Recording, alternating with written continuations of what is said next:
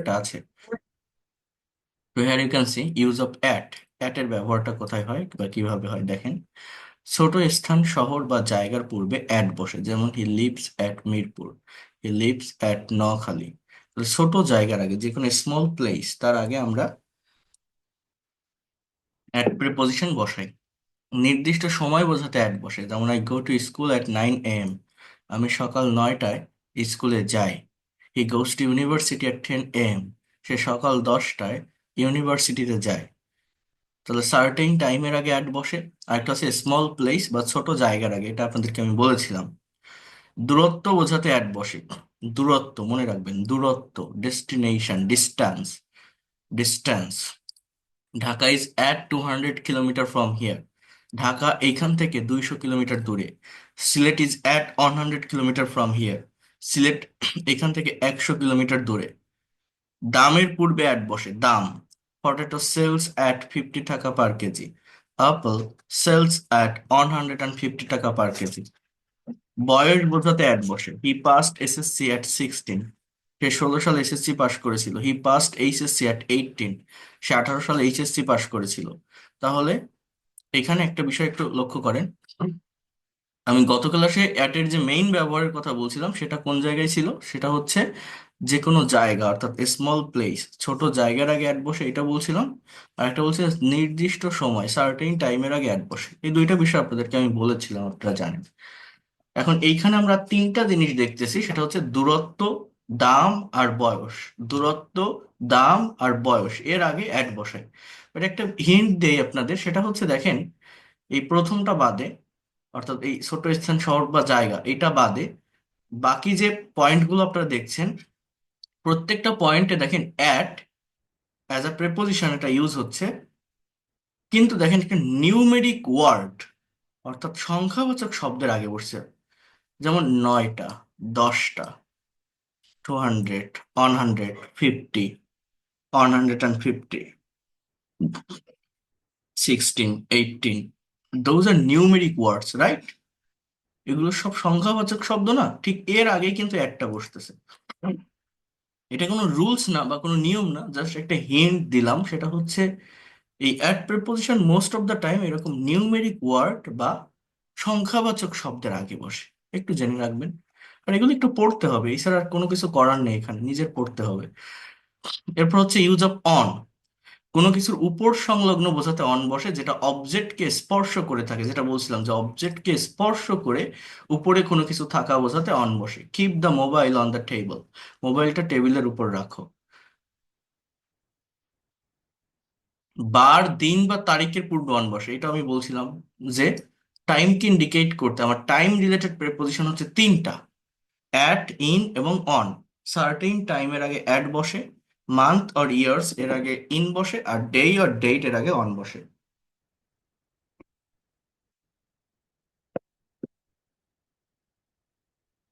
I went there on Saturday, he will come here on 17 June, he will come here on 17 June. নদীর তীর বোঝাতে on বসে, নদীর তীর। Try to understand here. Dhaka is on the Buriganga, Dhaka Buriganga নদীর তীরে অবস্থিত। Khulna is on the Rupsa, Khulna Rupsa নদীর তীরে অবস্থিত। Sylhet is on the Surma, Chittagong is on the Karnaphuli, Barishal is on the Kirtankhola. বলা যায় না? নির্ভরতা বোঝাতে অন বসে। উই লিভ অন রাইস, অর্থাৎ আমরা ভাত খেয়ে বাঁচি, ভাতের উপর নির্ভর করে বাঁচি। He lives on his father, সে তার বাবার উপর নির্ভর করে বাঁচে। ফ্লোরের সংখ্যা বোঝাতে অন বসে। The bank is on the 5th floor, our class is on the 3rd floor, এই ব্যাংকটা তৃতীয় তলায়, পঞ্চম তলায়, আমাদের ক্লাসটা তৃতীয় তলায়। এই জায়গাগুলো একটু বুঝতে হবে। বড় স্থানের পূর্বে ইন বসে, যেমন আই লিভ ইন বাংলাদেশ, অর্থাৎ দেশ বা রাজধানী এই জায়গাগুলোর আগে ইন বসে। ঠিক আছে? আবার আমি যদি বলি সে ঢাকায় বাস করে, হি লিভস ইন ঢাকা, ঢাকার আগেও ইন বসে। কিন্তু যদি দুইটা জায়গার কম্পেয়ার থাকে, যেমন I live at Dhaka in Bangladesh, এই ঢাকার আগে অ্যাট কখন বসতেছে? যদি দুইটা জায়গাকে কম্পেয়ার করা হয়, মনে করেন দুটোই বড়, কিন্তু তুলনামূলক ভাবে তার ভিতর যেটা বেশি বড়, ঢাকার থেকে বাংলাদেশ বেশি বড়, তো তার আগে ইন বসবে, আর যেটা ছোট তার আগে অ্যাট বসবে। So I live at Dhaka in Bangladesh, এরকম হয়। বাংলাদেশ বড় জায়গায় হয়, এর পূর্বে ইন, এবং ঢাকা ছোট জায়গায় হয়, তার পূর্বে অ্যাড বসেছে। কোনো বিষয় বা ভাষা বোঝালে তার পূর্বে ইন বসে। In Bangla, in English, I রোট a poem in Bengali, আমি বাংলায় একটা কবিতা লিখেছিলাম। তাহলে ইন বেঙ্গলি, সাবজেক্টের আগে ইন বসে বলছিলাম। আই এম স্টাডিং, আমি পড়াশোনা করতেছি। ইন ডিপ্লোমা ইঞ্জিনিয়ারিং, আমি ডিপ্লোমা ইঞ্জিনিয়ারিং পড়তেছি। অর্থাৎ এটা হচ্ছে সাবজেক্ট, সাবজেক্ট, আর এটা হচ্ছে language. I রোট a poem in Bengali, আমি বাংলা একটা কবিতা লিখেছিলাম। ভাষা অথবা বিষয়, সাবজেক্ট, এর আগে ইন বসে। সময়ের ক্ষেত্রে বছর বা মাসের পূর্বে ইন বসে। আই ওয়াজ বর্ন ইন 1980, আমি 1980 সালে জন্মগ্রহণ করেছিলাম। হি ওয়াজ বর্ন ইন 2001, সে 2001 সালে জন্মগ্রহণ করেছিল। এই জায়গাগুলো এখানে হয়, মেনটেন করতে হয়। পেশার পূর্বে ইন বসে। হি জয়েন্ট ইন নেভি, সে নেভিতে জয়েন করেছিল। I joined in Bangladesh army, আমি বাংলাদেশ আর্মিতে জয়েন করেছিলাম। তাহলে পেশার পূর্বে ইন বসে। অবস্থা বোঝাতে, অবস্থা অর্থাৎ একটা মুডকে ইন্ডিকেট করে, যে কি অবস্থায় আছে, কেমন মুডে আছে, অবস্থা বোঝাতে আমার ইন বসে। যেমন he is in happy mood, সে সুখী মুডে আছে, ভালো একটা মুডে আছে। I am in sad mood, আমরা বলি না যে সে প্রেমে পড়েছে। ইজ ফল ইন লাভ, প্রেমে পড়া, ফল ইন। তো এই জায়গাগুলো এখানে একটু মেনটেন করতে হবে, বোঝার চেষ্টা করতে হবে। এরপর দেখেন টু এর ব্যবহার। কোনো স্থানে আসা এবং যাওয়া বোঝালে ওই স্থানের পূর্বে টু বসে। হি কামস টু হিয়ার, এই হিয়ারের আগে মূলত টু প্রিপোজিশন বসানো যায় না। হিয়ার, দেয়ার, গো, অ্যাব্রোড, এগুলোর আগে টু বসানো যায় না। বাট স্পোকেনের ভাষায় অনেকে এটা ব্যবহার করে। সো এখানে যে কোনো অন্য একটা প্রিপোজিশন আপনি ইউজ করতে পারেন। For example, he comes to me, সে আমার কাছে আসে। কোন একটা ব্যক্তির কাছে আসা যাওয়া বোঝালেও এই টু প্রেপোজিশন ব্যবহার হয়। দে গো টু ইউনিভার্সিটি, তারা ইউনিভার্সিটিতে যায়। তো এই জায়গাগুলোতে আমাদের মূলত এই টু প্রেপোজিশন, মানে টু এর অ্যাকচুয়াল ব্যবহারটা কোথায়? কোন একটা দিকে বোঝায়, দিকে, কোন একটা দিকে যাওয়া বোঝাতে আমার মূলত টু বসে থাকে। জাস্ট এই বিষয়টা একটু বুঝতে হবে। এখানে বলছে যে ব্যক্তির কাছে, অর্থাৎ এটা এরকম হবে যে হি কামস টু মি, কোন ব্যক্তির কাছে আসা যাওয়া বোঝাতে, অনুসারে বোঝাতে টু বসে। এটা একটা অ্যাপ্রোপ্রিয়েট প্রিপোজিশন। যেমন I work according to rule, আমি রুল অনুসারে কাজ করি। I walk according to rule every morning, আমি প্রতিদিন সকালে রুল অনুসারে হাঁটি। আই ওয়াক, আমি হাঁটি। সেই অ্যাকর্ডিং টু, এটা একটা অ্যাপ্রোপ্রিয়েট প্রিপোজিশন। অ্যাপ্রোপ্রিয়েট প্রিপোজিশন কাকে বলে? নির্দিষ্ট কিছু ওয়ার্ডের সঙ্গে নির্দিষ্ট কিছু প্রিপোজিশন বসে একটা নির্দিষ্ট অর্থ দেয় বা মিনিং দেয়, তাকে আমরা অ্যাপ্রোপ্রিয়েট প্রিপোজিশন বলি। সীমানার বাইরে বোঝাতে টু বসে। South Korea is to the east of our country, অর্থাৎ এটাও এরকম একটা দিকে বোঝায়। হ্যাঁ, সাউথ কোরিয়া আমাদের দেশ থেকে পূর্ব দিকে। Myanmar is to the south of our country, Myanmar আমাদের দেশ থেকে দক্ষিণ দিকে। অফ, অধিকার বা মালিকানা বোঝাতে অফ বসে। This is the car of mister Azad, এটা মিস্টার আজাদের কার।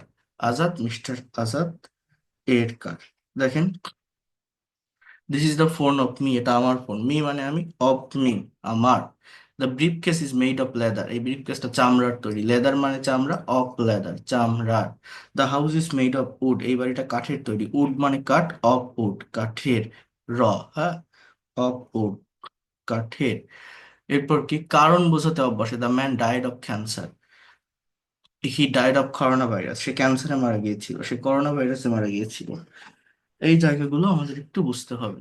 সম্পর্ক বোঝাতে অভ্যাস। I know everything of it, আমি এটার সম্পর্কে সবকিছু জানি। I know everything of it, আমি এটার সম্পর্কে সবকিছু জানি। He knows everything of English grammar, সে ইংলিশ গ্রামারের সম্পর্কে সবকিছু জানে। ইংলিশ গ্রামার সম্পর্কে তার একটা কমপ্লিট বা পূর্ণ ধারণা আছে, সে সবকিছু জানে।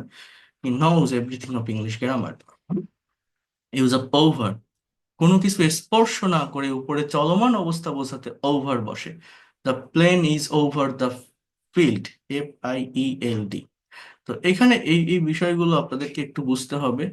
আহ জাস্ট এটা গত ক্লাসে বলছিলাম একটা প্রেপোজিশনের কথা, যে অন, অ্যাবভ অ্যান্ড ওভার, এই তিনটা প্রেপোজিশন কিন্তু একটা সেম মিনিং দেয়। তিনটা প্রেপোজিশন, সেটা কি?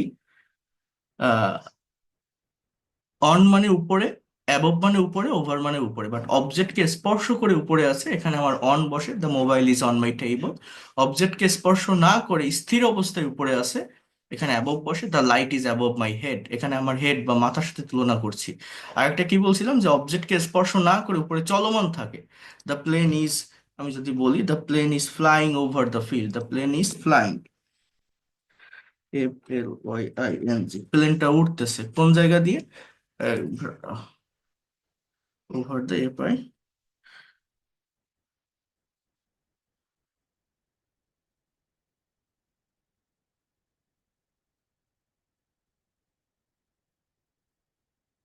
তো এই বিষয়গুলোকে আপনার মেনটেন করতে হবে। The bird is flying over the field, এই জায়গার উপর দিয়ে, এই মাঠের উপর দিয়ে পাখিটা উঠতেছে, হ্যাঁ, প্লেনটা উঠতেছে। মাধ্যম বোঝাতে ওভার বসে, হি টক্স ওভার ইমো, সে ইমোর মাধ্যমে কথা বলে। হি টক্স ওভার ইমো, সে ইমোর মাধ্যমে কথা বলে। আই টক ওভার টেলিফোন, আমি টেলিফোনের মাধ্যমে কথা বলি। I talk over telephone. অর্থাৎ আমাকে যদি কেউ বলে যে আপনি কিভাবে ক্লাস নেন, তো আমি কি বলতে পারি, I take class through online over Google Meet. I take class through online over Google Meet. এখানে আমরা ওভারের ব্যবহার করতে পারি না? পারি। ঠিক আছে, মাধ্যম বোঝাতে। হ্যাঁ, বিপরীত পাশে বোঝাতে ওভার বসে, they live over the road, I live over the bridge, এটাও গত ক্লাসে বলছিলাম। ওই যে প্রেপোজিশন ডিকশনারি, গত ক্লাসে যা যা পড়িয়েছি, যা যা আমি আপনাদেরকে দেখিয়েছি, যদি ওইটা আপনারা একটু ভালোভাবে দেখেন, একটু মনোযোগ দিয়ে ওই ক্লাসের রেকর্ডটা একটু শোনার চেষ্টা করেন, আশা করি আপনাদের কোনো ধরনের প্রবলেম হবে না। চেষ্টা করে দেখবেন। আহ, এত এই এই যেগুলো এখন দেখাচ্ছি, এগুলো জাস্ট নিজের উপর ডিপেন্ড করে, এটা আপনি নিজে যত টাইম দিতে পারবেন তত এখানে ডেভেলপ করতে পারবেন। বাট এটা টাইম না দিলেও হবে, ওই ক্লাসটা ভালোভাবে বুঝতে পারলে। আমি তো আপনাদের বলছি, প্রচুর প্র্যাকটিক্যাল প্যাসেজ সলভ করে দেখাবো, তখন এগুলোর উপর অনেক ক্লাস থাকবে। এরপর দেখেন, অধিক বোঝাতে ওভার বসে, they were in India for over a month. অধিক মানে কি বলতে চাচ্ছে এখানে, যে তারা 1 মাসেরও বেশি সময় ধরে ইন্ডিয়াতে ছিল। I was in America for over a year, আমি 1 বছরেরও বেশি সময় ধরে আমেরিকাতে ছিলাম। সেই বিষয়গুলো একটু বুঝতে হবে। সমগ্র বা সারা বোঝাতে ওভার বসে, they have travelled over the world, তারা সারা বিশ্ব ভ্রমণ করেছে। They have travelled all over the world, I will travel all over the world, আমি সারা বিশ্ব ভ্রমণ করব। এবং সংযুক্ত না হয়ে উপরে বোঝাতে বা উপরে স্থির বস্তু বোঝাতে অ্যাবভ বসে, যেমন the fan is above my head, the light is above my head. হ্যাঁ, এছাড়া অ্যাবভের আরেকটা ব্যবহার হচ্ছে মান, অর্থাৎ একটা লেভেলকে ইন্ডিকেট করে। I got above 90% mark in English, he got above 80% mark in all subject, অর্থাৎ সে প্রায় সকল সাবজেক্টে 90%-এর উপরে মার্ক পেয়েছে, উপরে, হ্যাঁ, 80%-এর উপরে সে সব সাবজেক্টে পেয়েছে, এরকম। বিটুইন, এটাও বলছিলাম যে দুইজনের ভিতর তুলনা বোঝাতে বিটুইন বসে, দুইয়ের অধিক ব্যক্তি বা বস্তুর মধ্যে তুলনা বোঝাতে আমার কি বসে, অ্যামং। যেমন divide the apple between Rahim and Karim. হ্যাঁ, divide the apple between two boys. হ্যাঁ, Bangladesh will win between India and England, but দুইয়ের অধিক বোঝাতে আমার অ্যামং বসে। হ্যাঁ, Bangladesh will win among India, Pakistan and England. Divide the apple among the 4 boys, অর্থাৎ দুইজনের ভিতর কোনো কিছু তুলনা বোঝাতে বিটুইন, দুইয়ের অধিক ব্যক্তি বা বস্তুর মধ্যে কোনো তুলনা বোঝাতে অ্যামং প্রিপোজিশনের ব্যবহার হয়। উইথ মানে সাথে, he came with me, he goes with him. Okay, so দ্বারা দিয়ে বোঝাতে উইথ বসে, I write with this pen. হ্যাঁ, আমি এই কলমটা দিয়ে লিখি। উইথ মানে সাথে, মানে এটা পাশাপাশি একটা অর্থ দেয়। আমি আপনাকে যদি এই জিনিসটা আরেকটু ক্লিয়ার করি, মনে করেন একটা টিচারের সাথে তার যে স্টুডেন্টের একটা রিলেশন হয়েছে, প্রেম হয়েছে। এখন স্টুডেন্টকে টিচার বিয়ে করছে। তো আহ আমি যদি এইভাবে একটা সেন্টেন্স বলি,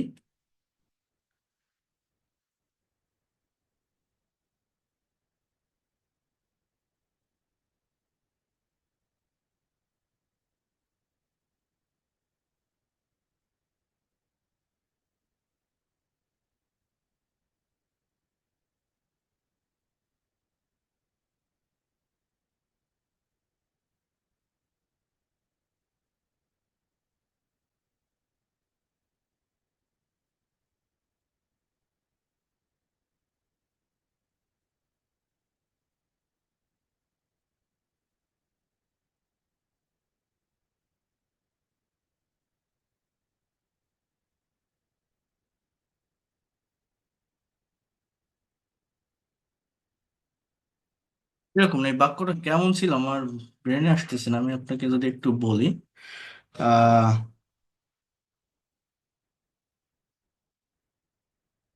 আচ্ছা, আমি যদি এরকম একটা কথা বলি, the teacher is going to marry to আর স্টুডেন্ট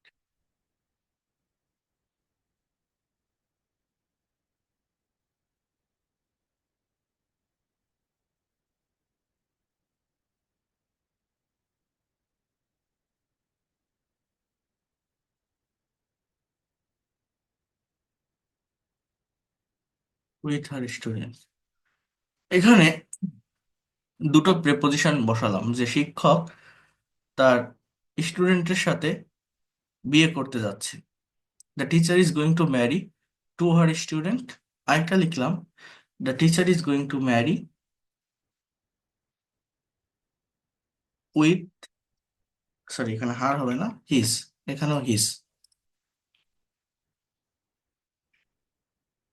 হিজ স্টুডেন্ট। এখন এই যে দুটো লিখলাম, এই দুটো সেন্টেন্সের ভিতর আমার মূলত কোনটা কারেক্ট হতে পারে? দেখেন, আমি যদি টু এর ব্যবহার করি, টু মানে কোনো ব্যক্তির কাছে, প্রতি বা পর্যন্ত বোঝাতে ব্যবহৃত হয়।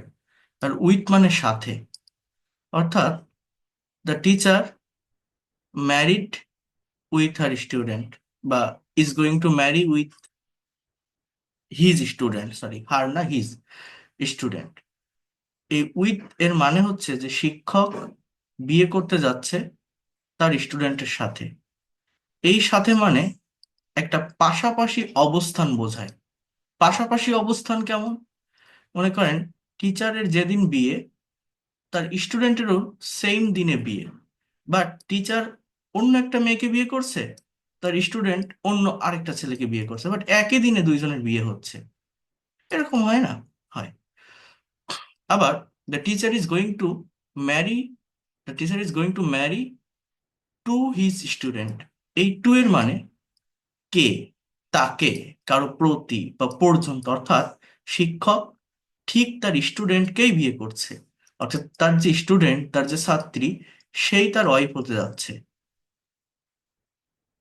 বাংলায় এরকম একটা বাক্য, যে শিক্ষক ছাত্রীকে বিয়ে করছে, বা এই শিক্ষক ছাত্রীর সাথে বিয়ে করছে, ছাত্রীর সাথে লেখা, বাংলা লেখা শিক্ষকটি ছাত্রীর সঙ্গে বিয়ে করছে, মানে এরকমই বোঝাতে চাচ্ছে ওই ছাত্রী তার ওয়াইফ, মানে তার ওয়াইফ হতে যাচ্ছে, তার পাত্রী।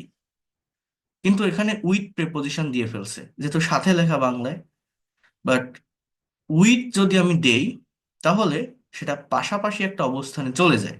এরকম হয় যে শিক্ষক তার ছাত্রীর সাথে বিয়ে করছে, বাংলা ঠিক আছে মিনিং, বাট ইনার যে মিনিংটা এরকম বোঝায় যে শিক্ষক বিয়ে করছে, ছাত্রীও বিয়ে করছে, বাট দুইজন আলাদা জায়গায়। শিক্ষক অন্য একটা মেয়েকে বিয়ে করছে, তার যে স্টুডেন্ট, যে ছাত্রী, সে অন্য আরেকটা জায়গায় বিয়ে করছে আরেকটা ছেলেকে। বাট যখন আমি টু বসাচ্ছি, তখনই ওই জিনিসটা ক্লিয়ার হয় যে শিক্ষক তার ছাত্রীকেই বিয়ে করছে, অন্য কাউকে না। ওই ছাত্রী তার পাত্রী, তার ওয়াইফ হতে যাচ্ছে। এরকম একটা মিনিং দেয়। তো এইখানে এই জায়গায় একটা পার্থক্য তৈরি হয়। এটা আমি দেখাবো, আমার এই সেন্টেন্সটা ওইভাবে আমি কারেক্ট করতে পারি না, আমার খেয়াল আসতেছে না, বাট আমার কমন মিস্টেকের একটা স্লাইড আছে, সেইখানে আমি আপনাদেরকে আরো ডিটেলস এই জিনিসটা একটু বলবো। আমার ব্রেনে এখন আসতেছে না এই জিনিসটা, আমি বলবো। কমন মিস্টেকের একটা চ্যাপ্টার আছে, সেখানে আমি বলবো এদের মানে অ্যাকচুয়াল যে ডিফারেন্স, সেটা হচ্ছে উইথ যেটা পাশে বা পাশাপাশি, সাথে, এরকম একটা অবস্থান বোঝায়। আর টু যেটা, সেটা একজনের কাছে, একদম দিকে যাওয়া বোঝায়। আমি বলবো এটা। আচ্ছা, সামনে আসি, দেখেন। ফর, আচ্ছা দেখি, আমি ওটা ক্লিয়ার না করতে পারলে ভালো লাগে না। দেখি আমি এটা পাই কিনা স্লাইডটা, একটু আমাকে একটু টাইম দেন তো।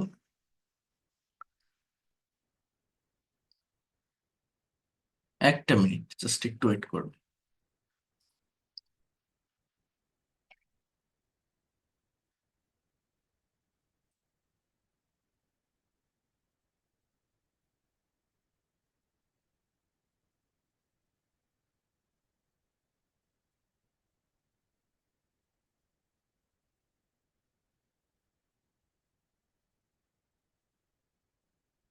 হ্যাঁ, এই যে বাক্যটা দেখেন, এইখানে দেখলে বুঝতে পারবেন।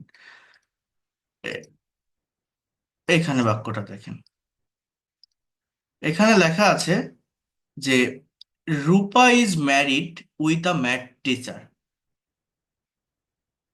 রূপা ইজ ম্যারিড, অর্থাৎ ইজ ম্যারিড এর মানে হচ্ছে ইজ প্লাস ভি থ্রি, যেহেতু এটা প্রেজেন্ট ইনডিফিনিটের একটা প্যাসিভ ভয়েস, কথাটা একটু বুঝবেন।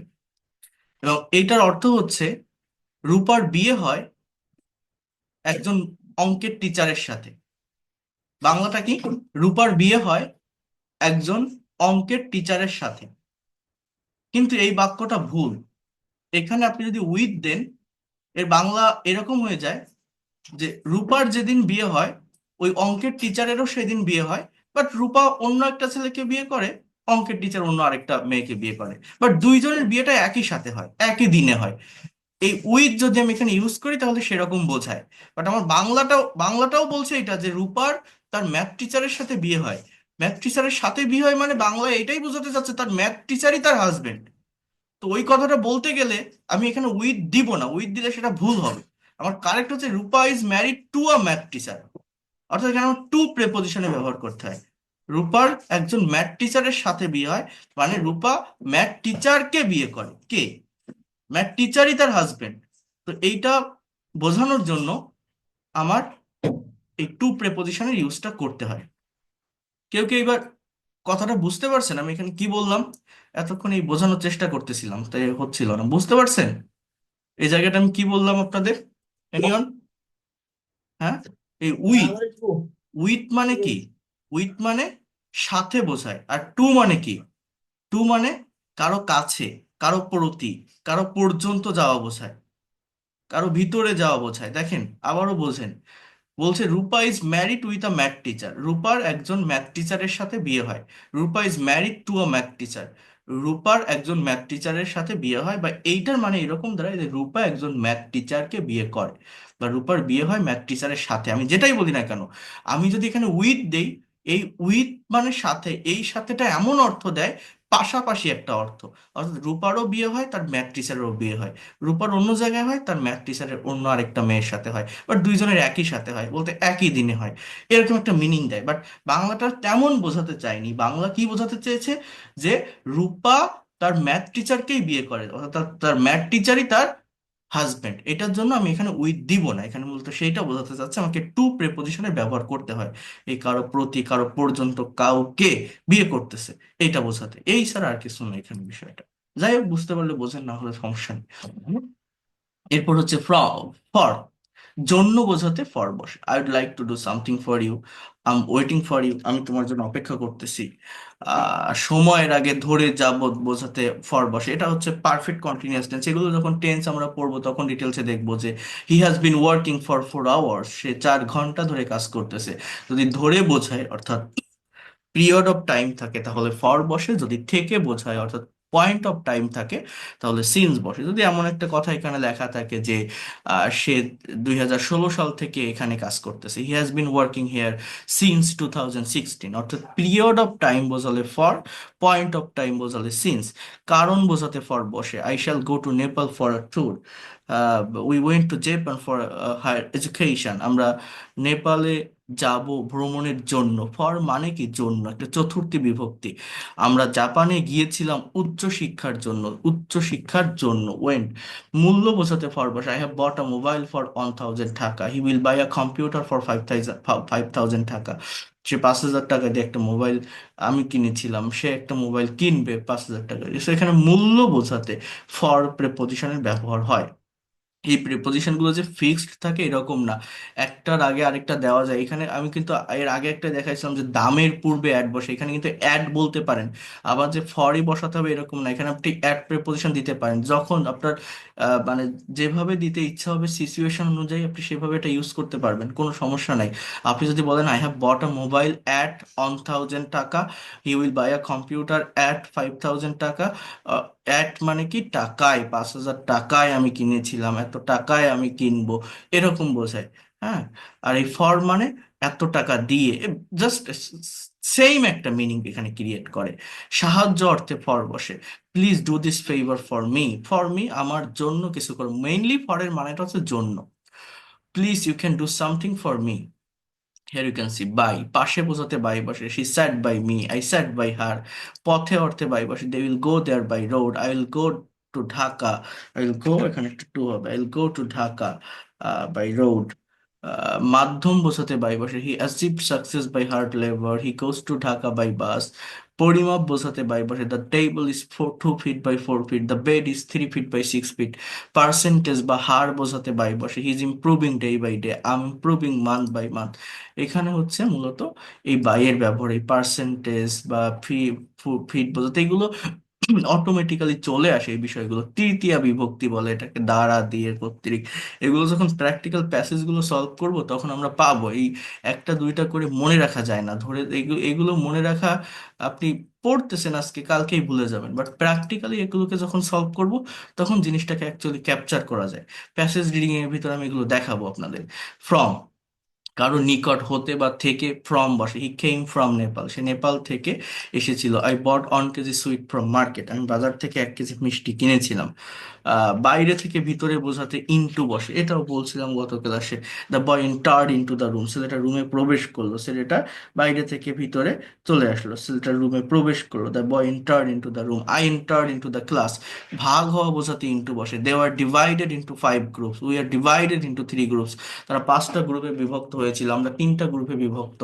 সো নির্দিষ্ট সময়ের মধ্যে বোঝাতে উইদিন বসে, I will come back within 20 minutes, আমি 20 মিনিটের ভিতর ফিরে আসবো। I will come back within 20 minutes. He will go to Dhaka within 2 days, সে 2 দিনের ভিতরে ঢাকা যাবে। I am going towards university, অনির্দিষ্ট কোনো গন্তব্যের দিকে যেতে টুয়ার্ডস প্রেপোজিশনের ব্যবহার হয়। I am going to, I am going towards university, he is going towards market, সে বাজারের দিকে যাচ্ছে, আমি বিশ্ববিদ্যালয়ের দিকে যাচ্ছি।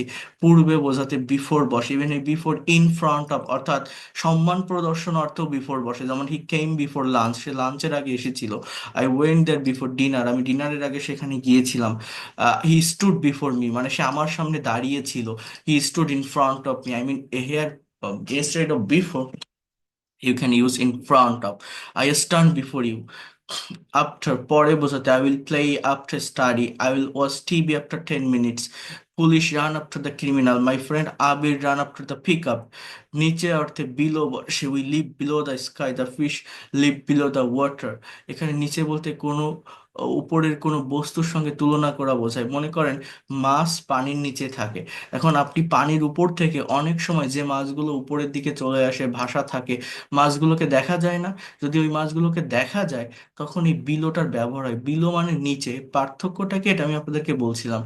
এই দেখেন, যদি কোনো কিছু কাভার করে থাকে একটা অবজেক্টকে, একটা বস্তুকে, সেটা যদি একদম দেখা না যায় তাহলে আন্ডার বসে। আর যদি দেখা যায়, যদি কাভার না করে তাহলে বিলো বসে। কি বলছিলাম, যে আমার টেবিলের নিচে একটা বিড়াল আছে, ওই বিড়ালটাকে আমি দেখতে পারতেছি। সো এক টেবিলের এক সাইডে আছে, এক পাশে আছে, আমি উপর থেকে দেখতে পারতেছি বিড়ালটা কোথায়। তো আমি বলতে পারি the cat is under below the table, but ওই বিড়ালটা এমন জায়গায় আছে, আমি উপর থেকে টেবিলের দিকে তাকিয়েছি, আমি বিড়ালটাকে দেখতে পারছি না, টেবিলটা বিড়ালকে ক্যাপচার করে রাখছে, কাভার করে রাখছে। তখন আমি বলতে পারি the cat is under the table, অর্থাৎ টেবিলের নিচে যদি কোনো কিছুকে কাভার করে থাকে। Let's sit under the tree, চলো চলো গাছের নিচে বসি। Look, look at the table.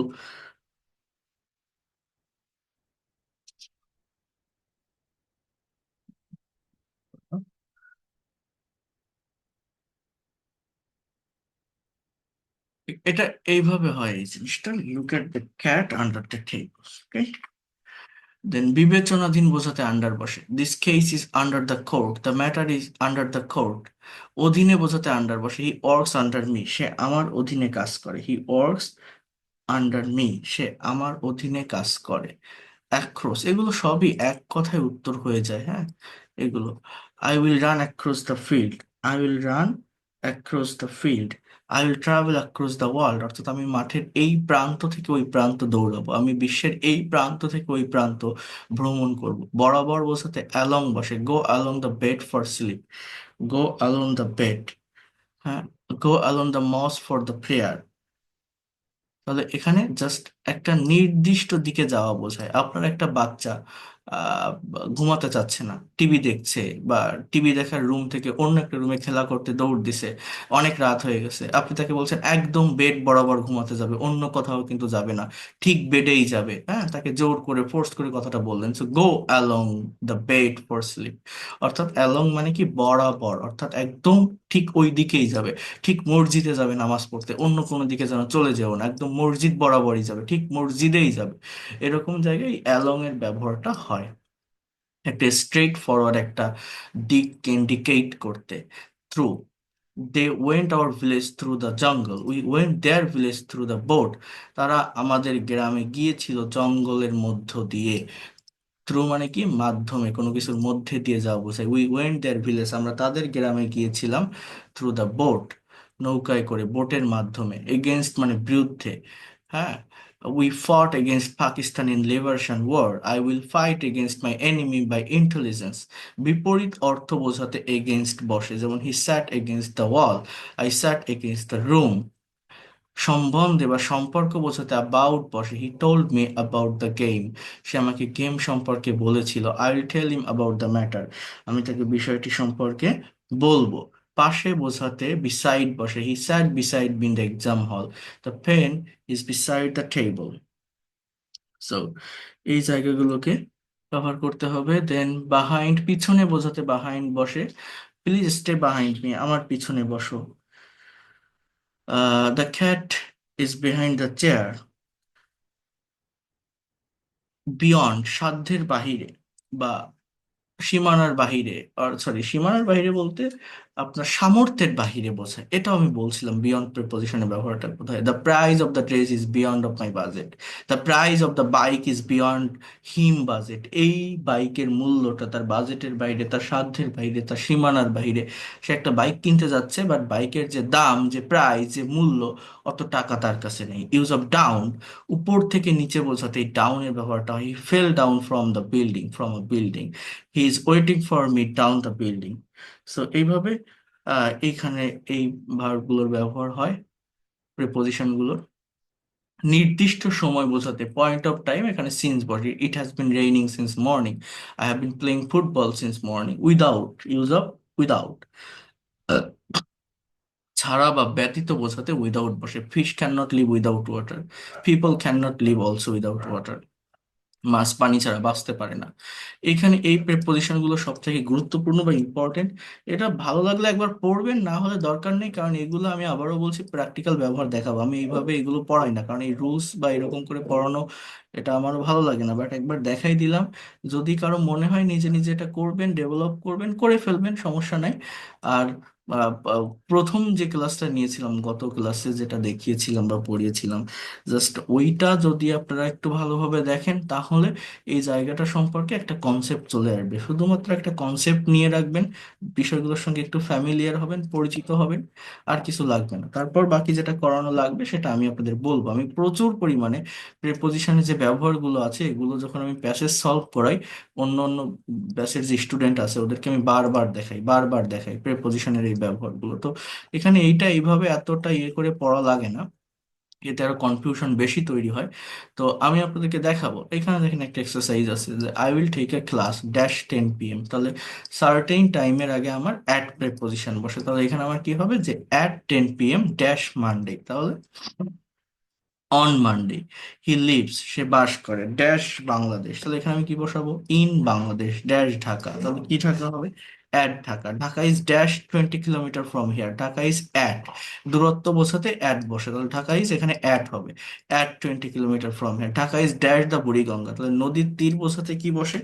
On প্রিপোজিশনে ব্যবহার হয়। তাহলে Dhaka is on the Buriganga, Dhaka Buriganga নদীর তীরে অবস্থিত। Dhaka is on the Buriganga, Dhaka Buriganga নদীর তীরে অবস্থিত।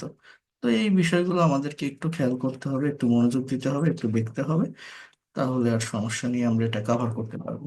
আচ্ছা, এরপর দেখেন, যেটা আমি আজকে মেইনলি বলতে চাচ্ছিলাম, এটা আপনাদের ভালো লাগলে আপনারা নিজেরা একটু পড়বেন, এটা টিচারের হেল্প নেওয়া লাগে না। আমি আবার বলছি, বাংলা আছে, ইংলিশ দেওয়া আছে, একটু দেখার চেষ্টা করবেন নিজের মতো করে। তো আমি আজকে মেইনলি যেটা দেখাতে চাচ্ছি, প্র্যাকটিক্যাল একটা জায়গা নিয়ে কথা বলতে চাইছিলাম, অনেকটা টাইম চলে গেছে। তো সেটা হচ্ছে, আপনারা প্রোনাউনের যে ক্লাসটা করছিলেন তার উপর ডিপেন্ড করে আমরা নেক্সট ক্লাস থেকেই মেইন স্পোকেনের ভিতর মুভ করব। এই জন্য আমি এই বিষয়গুলোকে আপনাদেরকে দেখিয়ে দিচ্ছি আজকে। অ্যাজেক্টিভ এবং অ্যাডভার্ব সম্পর্কে একটু কনসেপ্ট বা ধারণা নেওয়ার চেষ্টা করব। এই দুটো বিষয় কি, এটা খুবই সিম্পল। অ্যাজেক্টিভ অতটা ইম্পর্টেন্ট কোনো কিছু না, বাট এটা আমাদের সিকোয়েন্স অনুযায়ী সিকোয়েন্সটা মেনটেন করতে হবে। এই জন্য আমি একটু বুঝিয়ে দিচ্ছি, সবাই একটু দেখেন, বোঝার চেষ্টা করেন, নেওয়ার চেষ্টা করেন। আর অ্যাডভার্বটা একটু ইম্পর্টেন্ট দিয়ে দেখতে হবে, অ্যাডভার্বটাকে একটু ইম্পর্টেন্স আমাদের দিতে হবে। তো এখানে অ্যাজেক্টিভ কাকে বলে, কত প্রকার ও কি কি, দেখেন কি বলছে একটু বোঝেন এটা। তাহলে আমরা নাউন ক্লিয়ার করলাম, প্রোনাউন ক্লিয়ার করলাম, ভার্ব আমি আপনাদেরকে পড়িয়েছি, প্রেপোজিশন পড়িয়েছি, আর আজকে অ্যাজেক্টিভ এবং অ্যাডভার্ব আমাদের বাকি থাকে কনজাংশন ইন্টারজেকশন। ওটা একদমই ইম্পর্টেন্ট কোনো কিছু না, জাস্ট রাইটিং এ কনজাংশন কিছু ব্যবহার আছে, ইন্টারজেকশন দেখলেই চেনা যায়। তো ওগুলো আমরা পরে দেখতে পারবো, ওটা আমাদের যে মেইনলি দরকার, খুব বেশি ইম্পর্টেন্ট এরকম না। মেইনলি যে ভার্ব সম্পর্কে কনসেপ্ট রাখতে পারি তার আর কোথাও সমস্যা হয় না। তো ভার্বের উপর তো আরো অনেক অনেক ক্লাস আমরা করব, আমরা পাবো। তো দেখেন এখানে কি বলছে, ভার্ব আর অ্যাডভার্বটা লাগে, অ্যাডভার্ব বিশেষ করে, অ্যাডজেক্টিভও চেনা যায়, অ্যাডভার্বের প্রয়োজনটা বেশি হয়।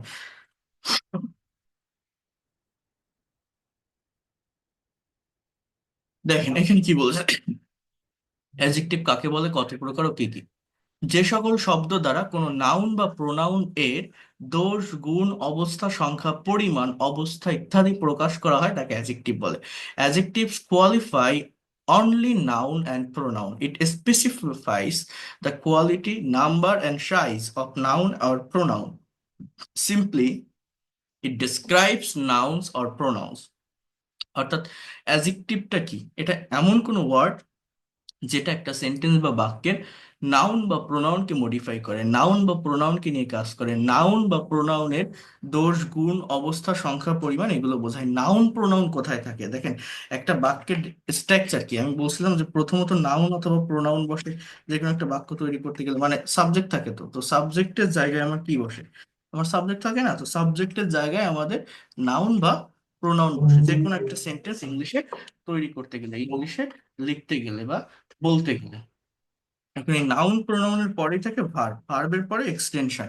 এখন এই যে এক্সটেনশন, এক্সটেনশনে অবজেক্ট, কমপ্লিমেন্ট, অ্যাডভার্ব এগুলো থাকে, বাট এই জায়গাটাতে মোস্ট অফ দ্য টাইম দেখবেন এই নাউন বা প্রোনাউনই থাকে এই এই এক্সটেনশনের জায়গাটাতে। অর্থাৎ এই যে সাবজেক্টে যে নাউন প্রোনাউন এবং অবজেক্টে যে নাউন প্রোনাউন, ঠিক এইটাকে যে ওয়ার্ড মডিফাই করে তাকেই আমরা বলি হচ্ছে কোনটা, তাকে আমরা বলি হচ্ছে অ্যাজেক্টিভ। মানে অ্যাজেক্টিভের অবস্থানটা এই নাউন প্রোনাউন সাবজেক্টের হোক বা অবজেক্টের হোক এইটাকে ইন্ডিকেট করার জন্যই বসে। যেমন Namira is a beautiful girl, এই নামিরা একটা সাবজেক্ট, এটা একটা নাউন, ইজ একটা ভার্ব, এই গার্ল এটা আমার এক্সটেনশনের পার্ট, এটা হচ্ছে কমপ্লিমেন্ট যুক্ত একটা ওয়ার্ড, এটা আমার হচ্ছে noun as a part of speech, এটা একটা নাউন। এই গার্লকে মডিফাই করছে বিউটিফুল এবং এ, এই দুইটা শব্দ, এই দুইটা শব্দই as a part of speech adjective. Namira is a beautiful girl, তাহলে ওই গার্ল অর্থাৎ নাউনটাকে মডিফাই করছে বিউটিফুল শব্দটা, সে মেয়ে, সে কেমন মেয়ে, সে সুন্দরী মেয়ে। তাহলে নাউনের দোষ, গুণ, অবস্থা, সংখ্যা, পরিমাণ বোঝালে সেটাকে আমরা বলি কি, অ্যাজেক্টিভ।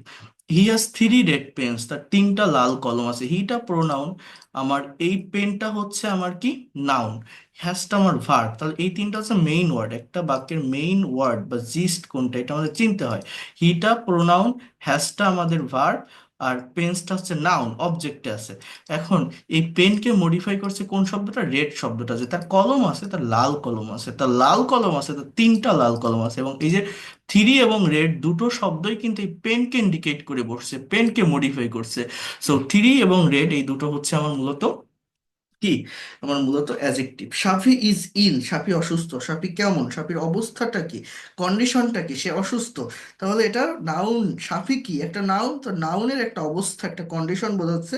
তো এই ইল শব্দটা, সিক, ইল, হাংরি, এংরি, থার্স্টি, এই এই যে ওয়ার্ডগুলো এগুলো হচ্ছে সবই অ্যাজেক্টিভ। এইগুলো আমাকে একটু বুঝতে হবে। এই অ্যাজেক্টিভের 7টা ক্লাসিফিকেশন আছে, এটা আমি যারা যারা প্রোনাউনের ক্লাসটা করেছিলেন আপনাদের মনে থাকার কথা, আমি ওইখানে দেখিয়েছিলাম যে প্রোনাউন হচ্ছে টোটাল 8 প্রকার, এবং ওই 8 প্রকার প্রোনাউনের ভিতর কিছু কিছু প্রোনাউনের ক্লাসিফিকেশনের সঙ্গে অ্যাজেক্টিভের ক্লাসিফিকেশনে কিন্তু আমাদের মিল ছিল। অর্থাৎ distributive adjective, interrogative adjective, positive adjective, demonstrative adjective, এই যে অ্যাজেক্টিভ গুলো, আমাদের ডেমনস্ট্রেটিভ প্রোনাউনও ছিল, পজিটিভ প্রোনাউনও ছিল, ইন্টারোগেটিভ প্রোনাউনও ছিল, ইভেন এই ডিস্ট্রিবিউটিভ এটাকে অনেক সময় প্রোনাউন হিসেবে ধরা হয়। তো এক্সাম্পলও একই। কিভাবে আমরা আইডেন্টিফাই করব, এটা আমি ওই ক্লাসে বলছিলাম যে আমাকে দেখতে হবে যে এই ওয়ার্ডগুলো অন্য আরেকটা নাউনকে মডিফাই করছে কিনা। যদি করে, সেটা আমার কি, সেটা হচ্ছে আমার প্রোনাউন। যদি, সরি, অ্যাজেক্টিভ। যদি মডিফাই না করে, সাবজেক্টে থাকলে তারপরে যদি ভার্ব বসে, বা অবজেক্টে থাকলে ফুল স্টপ, জিকার সেন এগুলো বসে, অন্য একটা ওয়ার্ডকে যদি মডিফাই না করে, তাহলে সেটা প্রোনাউন। যদি অন্য আরেকটা নাউনের জন্য বসে, তাহলে সেটা অ্যাজেক্টিভ। কোন ওয়ার্ডগুলো? এই যে what, who, where, when, which, whose, this, that, those, my, our, your, their, এইগুলোর কথা বলছিলাম, আপনার মনে থাকার কথা যারা ওই ক্লাসটা করছিলেন। এরপর দেখেন অ্যাজেক্টিভ অফ কোয়ালিটি, এটা কি তাহলে? এক নাম্বার ফর্ম এটা। ডেসক্রিপটিভ অ্যাজেক্টিভ সাধারণত নাউন বা প্রোনাউনের কোয়ালিটি এবং তার সম্পর্কে বর্ণনা করে। মানে অ্যাজ ইউজুয়াল অ্যাজেক্টিভ বলতে আপনি যেটা চেনেন বা জানেন, অ্যাজেক্টিভ জিনিসটা কি? Nice, good, bad, beautiful, charming, এটাই এটাই তো অ্যাডজেক্টিভ। এটাকেই তো আমি অ্যাডজেক্টিভ বলছি। He is a good boy, she is a beautiful girl, he is a bad boy, this is a very charming day. So এইগুলোই মূলত অ্যাডজেক্টিভ। অর্থাৎ ইন জেনারেলি অ্যাডজেক্টিভ বলতে আমরা যা চিনি, যে ওয়ার্ডগুলোকে চিনি, সেইটাই অ্যাডজেক্টিভ অফ কোয়ালিটি বা ডেসক্রিপটিভ অ্যাডজেক্টিভ বা কোয়ালিটিভ অ্যাডজেক্টিভ। অর্থাৎ what kinds of, what sorts of, এই জিনিসটা কেমন, কোন ধরনের, এইটাই সিম্পলি ইন জেনারেলি যেটা আমরা চিনি। He told me about a great moment of his life, she is looking good, you are a bad boy. So এই যে গ্রেট, গুড, ব্যাড, এগুলো হচ্ছে সবই অ্যাজেক্টিভ। অ্যাজেক্টিভ অফ নাম্বার বা নিউমেরিক অ্যাজেক্টিভ, এটা কি? নাউন বা প্রোনাউনের সংখ্যা বা ক্রম বোঝাতে নিউমেরিক অ্যাজেক্টিভ ব্যবহার করা হয়। যেমন two, three, four, first, second, third, single, double, triple. অর্থাৎ এই যে সংখ্যাবাচক যে শব্দ, নিউমেরিক যে ওয়ার্ড, এই ওয়ার্ডগুলো যদি অন্য একটা নাউনকে বা প্রোনাউনকে মডিফাই করে, সেটা আমার adjective. He is the first boy in the class, এই বয় শব্দটাকে, একটা নাউন বয়কে মডিফাই করছে কে? ফার্স্ট। সে ক্লাসের first boy, first boy. So first শব্দটা কি? Adjective. She can drink 2 cup of tea at a time, সে একসাথে 2 কাপ চা খেতে পারে। কাপ অফ টি, এটা একটা নাউন ফ্রেজ, এটাকে মডিফাই করছে কে? টু শব্দটা। তো দ্যাট ইজ কল্ড অ্যাজেক্টিভ বা numeric adjective. The honour of the house doesn't rent the room to the single, এই বাড়ির মালিক সিঙ্গেলদেরকে রুম ভাড়া দেয় না। তো এটা অ্যাজেক্টিভ। সিঙ্গেল, ডাবল, ট্রিপল, যারা গ্রামার ডেভেলপ করতে চান না, জাস্ট ভোকাবুলারি গুলোকে নোট করতে হবে। এটা ওই ওই প্রোনাউনের ক্লাসে আমি বলছিলাম যে অ্যাজেক্টিভ রিলেটেড যে ওয়ার্ড, সেই ওয়ার্ডগুলো ঠিক কি, এইগুলো। এখন এইগুলো যদি আমি আইডেন্টিফাই করতে পারি, তাহলে কি হবে? আমার আমার এটা সবসময় ব্রেনে থাকবে যে আমি এটা কি শিখতেছি। পার্ট অফ স্পিচের ব্যবহার কেন? পার্ট অফ স্পিচ কোন কাজে লাগে? একটা সেন্টেন্স অর্গানাইজ করার জন্য আমরা ওয়ার্ড ব্যবহার করি, একটার সাথে একটা ওয়ার্ড কানেক্ট করি। এই পার্ট অফ স্পিচের মাধ্যমে সেটা করা হয়। তো এই পার্ট অফ স্পিচের ভিতরে এই যে অ্যাজেক্টিভ রিলেটেড যে ওয়ার্ডগুলো আছে, এই ওয়ার্ডটা মূলত ইউজ হয় কোথায়, এদের প্লেসটা কোথায়, এদের অবস্থানটা কোথায়, বসে কোথায়, একটা বাক্যে নাউন বা প্রোনাউনের আগে বা নাউন বা প্রোনাউনের জন্য বসে। তাহলে এই ওয়ার্ডগুলো সম্পর্কে যদি ভালো একটা কনসেপ্ট বা ভালো একটা ধারণা এসে যায়, এই অ্যাডজেক্টিভের ব্যবহার নিয়ে আর সমস্যা হবে না, সেন্টেন্সগুলো খুব সহজে অর্গানাইজ করা যাবে। অ্যাডজেক্টিভ অফ কোয়ান্টিটি বা কোয়ান্টিটিভ অ্যাডজেক্টিভ, নাউন বা প্রোনাউনের পরিমাণ বোঝাতে কোয়ান্টিটিভ অ্যাডজেক্টিভের ব্যবহার হয়। Some, enough, many, little, much, whole, sufficient, all, none, half, extra, those are adjective of quantity বা quantitative adjective. The quantitative adjective is used to express or indicate the quantity of a noun or pronoun or something. For example, I have enough money. আমার পর্যাপ্ত টাকা আছে। অর্থাৎ একটা পরিমাণ বোঝায়, কোনো সংখ্যাকে ইন্ডিকেট করে না, কোনো নাম্বারকে ইন্ডিকেট করে না। মানিকে মডিফাই করছে অ্যানাফ শব্দটা, আমার পর্যাপ্ত টাকা আছে। The whole country is happy today, কান্ট্রিকে মডিফাই করছে হোল শব্দটা। গিভ মি সাম পিনাটস, পিনাটকে মডিফাই করছে সাম শব্দটা। সো এই যে enough, whole, some, those are adjective of quantity বা কোয়ান্টিটিভ অ্যাডজেক্টিভ। ডেমনস্ট্রেটিভ অ্যাডজেক্টিভ, এটা কি? নাউন বা প্রোনাউনকে নির্দিষ্ট করে বোঝাতে ডেমনস্ট্রেটিভ ব্যবহৃত হয়, যেমন this, that, those, this, etcetera. Demonstrative are use to specify the noun আর প্রোনাউন। অর্থাৎ দিস বুক ইজ মাইন, এই বইটি আমার, এই দিস শব্দটা বুককে মডিফাই করতেছে। অর্থাৎ একটা ওয়ার্ড অন্য একটা নাউনকে মডিফাই করতেছে, তার মানে এটা কি? Adjective. That is his room, দেখেন এই যে দ্যাটটা, এটা কিন্তু এর পরেই হিজ আছে, ইজ আছে, অর্থাৎ আমার কি আছে, এর পরে হচ্ছে আমার ভার্ব আছে। দেন হিজ রুম, এটা তার রুম, এটা তার রুম। ভার্ব আছে, কথাটা বোঝেন। ভার্ব থাকা মানে কি? এই যে শব্দটা, এই শব্দটা কিন্তু আমার অ্যাডজেক্টিভ না, এটা একটা প্রোনাউন, যেহেতু সাবজেক্টের স্থানে আছে। সো আমার এটা একটা প্রোনাউন, এই দ্যাট শব্দটা। এখানে এই যে হিজ আছে, হিজ শব্দটা একটা অ্যাডজেক্টিভ, এটাকে বলে পজিটিভ অ্যাডজেক্টিভ, এই রুমকে মডিফাই করে। আবার this notes should be followed, এই নোটগুলো অনুসরণ করা উচিত। এই দিস শব্দটা নোটকে মডিফাই করছে, অর্থাৎ একটা নাউন আছে, নাউনকে মডিফাই করছে। তো এই দিস শব্দটা কিন্তু আমার আবার কি? অ্যাডজেক্টিভ। অর্থাৎ আমি বলছিলাম দ্যাট, দিস, দোজ, দিস, এগুলোর পরে যদি ভার্ব থাকে তাহলে সেটা প্রোনাউন, বা লাস্টে বসলে যদি ফুল স্টপ থাকে সেটা প্রোনাউন। যেমন শুড আই ব্রিং দোজ, আমার কি ওগুলো আনা উচিত, ওই দোজের পরে জিজ্ঞাসা চিহ্ন, সো ওটা প্রোনাউন। কিন্তু যদি দেখি দিস, দ্যাট, দোজ, দিজের পরে আরেকটা নাউন আছে, তাহলে সেটা অ্যাডজেক্টিভ, ডেমনস্ট্রেটিভ অ্যাডজেক্টিভ। যেমন please give me this book, আমাকে এই বইগুলো দাও। So give me this books, এই দিস শব্দটা বুকসকে মডিফাই করতেছে। সো এটা হচ্ছে আমার অ্যাডজেক্টিভ। এটা আমাকে বুঝতে হবে যে এই ওয়ার্ডগুলো আরেকটা নাউনকে মডিফাই করলে সেটা অ্যাডজেক্টিভ, না করলে সেটা প্রোনাউন। পজিটিভ অ্যাডজেক্টিভ ওই সেম থিং, যেমন বাক্যের মালিকানা বা নিজস্ব কোনো সম্পদ বোঝাতে পজিটিভ অ্যাডজেক্টিভের ব্যবহার হয়। মাই, হার, দেয়ার, আওয়ার, ইওর, আমরা এগুলোকে অনেকেই প্রোনাউন বলি, এগুলো প্রোনাউন, এগুলো অ্যাডজেক্টিভ।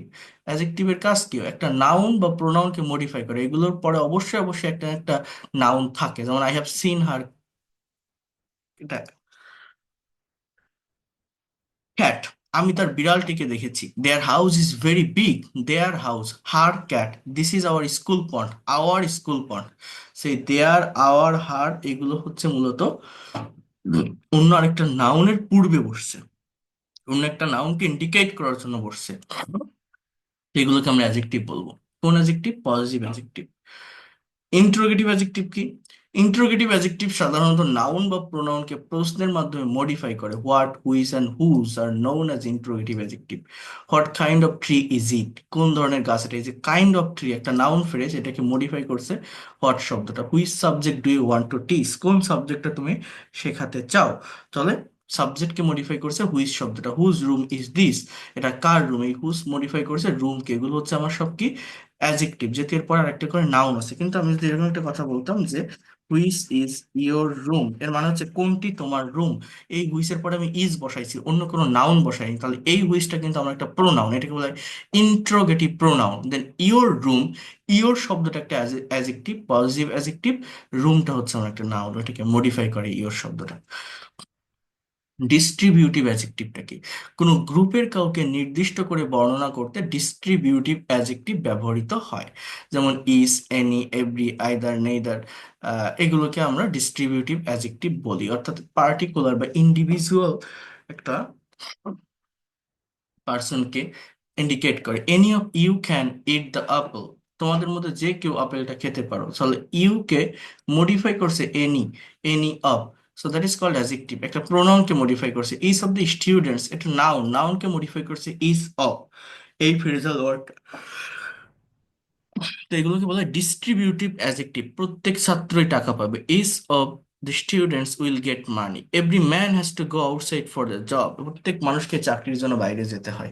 তাহলে এই ম্যান হচ্ছে একটা নাউন, এটাকে মডিফাই করছে এভরি শব্দ। তাহলে এভরি, ইজ, এনি, এগুলো সবই অ্যাডজেক্টিভ, এগুলোকে বলা হয় ডিস্ট্রিবিউটিভ অ্যাডজেক্টিভ। এই গেল অ্যাডজেক্টিভের একটা পার্ট। আবারও বলছি, এটা অতটা ইম্পর্টেন্ট বা কঠিন কিছু না। আমাদের মেইনলি যেটার উপর ফোকাস করতে হবে বা যেটা দেখতে হবে সেটা হচ্ছে অ্যাডভার্বের ব্যবহার। তারপরে অ্যাডজেক্টিভ রিলেটেড ওয়ার্ডগুলো কেমন বা কোন জায়গায় হয় এগুলো একটু নেওয়ার চেষ্টা করতে হবে। এখন আমি যদি ওই জায়গাটা নিয়ে কথা বলি, এই আজকের ক্লাসটাই একটু হয়তো খারাপ লাগবে, বাট এর পর থেকে যে ক্লাসগুলো আপনারা করবেন সেগুলো অনেক অনেক ভালো লাগবে। অনেক আনন্দের সাথে, অনেক মজার সাথে করতে পারবেন, কারণ আমি স্পোকেনের ভিতর মুভ করব।